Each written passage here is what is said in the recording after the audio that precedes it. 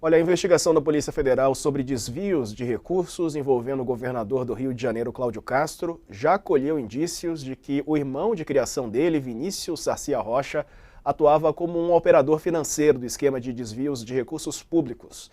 O inquérito tramita sob sigilo no Superior Tribunal de Justiça, por isso ele foi um dos alvos de busca e apreensão na Operação Sétimo Mandamento, deflagrada pela Polícia Federal. E o Aguirre Talento e a Thaís Augusto contam que Castro é investigado pela PF por suspeita de envolvimento num esquema de corrupção. Contam também que a PF investiga desvios em contratos da área de assistência social do governo do Rio e pagamentos de propina aos agentes públicos entre 2017 e 2020. Hoje de manhã, um mandado de busca e apreensão foi cumprido na casa desse irmão do Cláudio Castro. O governador do Rio de Janeiro não foi alvo de buscas hoje, mas ele é sim investigado. A defesa do governador afirma que não há nada na investigação contra ele.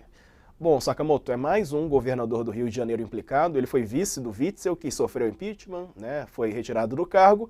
Agora é alvo de uma investigação, mas sim investigado, né? Quer dizer, Rio de Janeiro não acerta uma, o Sakamoto, com todo respeito, né? A população do Rio de Janeiro, que acaba sendo vítima de tudo isso, mas acaba elegendo mais um governador alvo de investigação. Diego, o Castro ele cumpre uma sina de governador do Rio, né, ao ser investigado e ter sigilo quebrado, né? Ele tem cumprido a risca, né? Ele só não foi preso, né? Agora, todos os governadores eleitos pelo Estado antes dele, né, e que ainda estão vivos, foram presos, afastados ou investigados por corrupção entre os eleitos, né? E aí você tem o quê, né? Vamos lembrar que o Castro, neste caso, ele está sendo investigado por desvios em contratos de assistência social, né, do governo fluminense e pagamento de propinas, né, a agentes públicos, né? Aí teve um mandato hoje de busca, né, um mandado de busca e apreensão que atingiu pessoas próximas a ele, como seu irmão de criação, Vinícius Rocha, e membros do seu governo.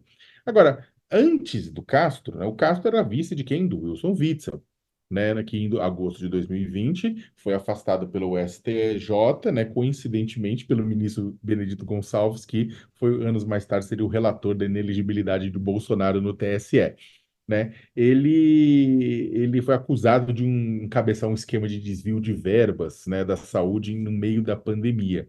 Antes de Witzel, né, o governador era quem? Luiz Fernando Pezão, né, que foi preso durante o mandato, né, no penúltimo mês do mandato, em novembro de 2018, né, em meio aos dobramentos da Lava Jato, condenado a quase 100 anos de prisão, né, pelo ministro Marcelo Bretas, né, acabou depois sendo absolvido no Tribunal Regional Federal da Segunda Região, mas ficou um tempão preso, né.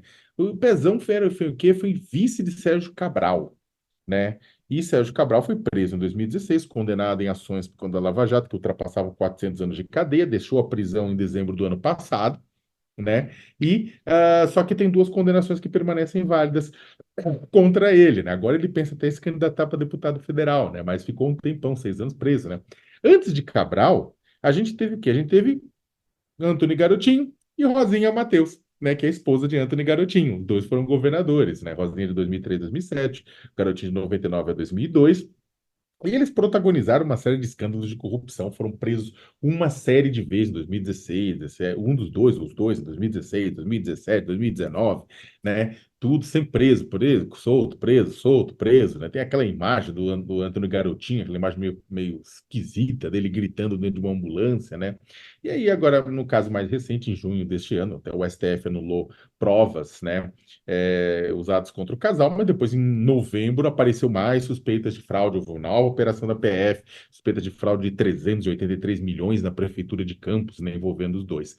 Moreira Franco, que foi governador entre 87 e 91, também foi preso em março de 2019, em meio aos dobramentos da Lava Jato, acusado de negociar propina em meio da construção da usina nuclear de Angra 3. Ele foi preso na mesma operação que o Michel Temer também foi preso, ficou 4 dias preso, inclusive no mesmo unidade prisional que estava o Pezão já. Olha como as coisas vão se cruzando, vão se complementando, né? Dos governadores vivos, né, que assumiram vivos, apenas o Nilo Batista, né, que ficou apenas alguns meses quando o Leonel Brizola renunciou para concorrer à presidência da República, e a Benedita da Silva, que também renuncia, que também assumiu quando o Antony Garotinho foi tentar a presidência da República, que nunca foram presos. né? A Benedita chegou a ser, inclusive, ter o seu estilo quebrado também, em meio a uma ação de improbidade administrativa, que, ao que tudo indica, não foi para frente. Mas a gente teve todos os outros governadores, e esses dois não foram eleitos como governadores, foram eleitos como vice. Agora, todos os outros eleitos governadores, né, nos últimos anos, foram, e que estão vivos, passaram pelo Chilindró. A grande pergunta é: o mesmo vai acontecer com Castro ou vai ficar só na investigação? O tempo vai dizer.